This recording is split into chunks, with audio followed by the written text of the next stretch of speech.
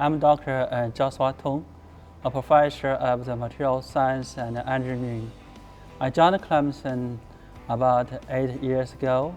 Now I'm leading the Sustainable Clean Energy Laboratory, our lab focusing on energy materials, discovery, and energy device manufacturing and applications. My research is intermediate temperature platonic ceramic fuel cells that can be operate at intermediate temperature and can be used from different fuels. We got a lot of support from Viper GS, so thanks Viper GS for the equipment support. First of all, we have a new 5-second laser for manufacturing and characterization. We also updated our new integrated additive manufacturing and laser processing station, and for digitally manufacturing and solid oxide fuel cells and stack and other energy devices.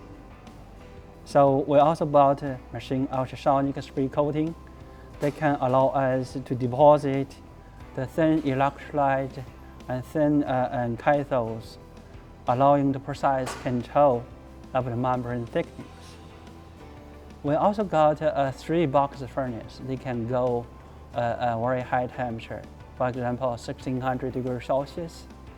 That can allow us to synthesize large amount of component powders, and also allow us to fabricate large area solid oxide fuel cells and their stack. This allows us to do a lot of high temperature energy device related work. Yes, I believe this will help a lot with solving different problems as they arise and working with new techniques and equipment, things I'm not very familiar with that we have been provided. Currently working in Dr. Xiao's lab, we have a lot of collaborations specifically with this Viper project and Dr. Tong. So it's great. I'm an electrical engineer. I get to work with material scientists. I get kind of learn some new things from them, kind of get to teach them new things. Also, we have access to this lab with this great equipment. So using this the picosecond laser, the CO2 laser, all on this 3D printing system, get access to using this nice kind of expensive equipment that normally I wouldn't have access to. Going to do some innovative groundbreaking research, the 3D printing. So it's very good experiences that I really wouldn't get anywhere else. So definitely would transfer to the workforce. Yeah, I think the largest thing is definitely the ability to problem solve. That's my favorite part. I'm a relatively new student, so being able to, if I encounter a problem while working on these projects, being able to identify that problem and then try and figure out different ways to solve it has been really nice. Also working with cutting edge equipment I think is really awesome. We just got a new spray coater, and that's a relatively new piece of equipment that no one else in the group has worked on before, so being able to kind of spearhead that and try to figure out how to optimize parameters for our specific end goal has been really awesome, and I think that'll be of great use in industry.